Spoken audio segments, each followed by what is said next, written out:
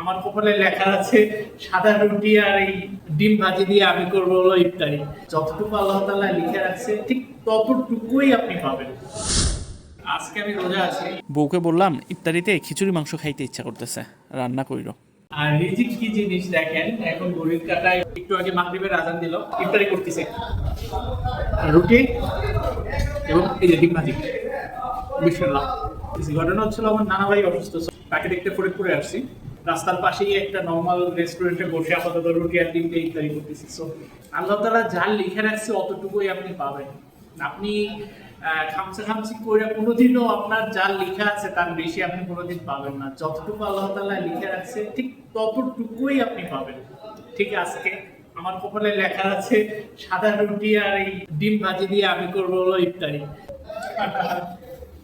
যে অবস্থাতেই থাকি আলহামদুলিল্লাহ আলহামদুলিল্লাহ আলহামদুলিল্লাহ ইফতারি করি। খেতে নাই তুমি খাবে বাবা? মাংস দিয়ে খাবার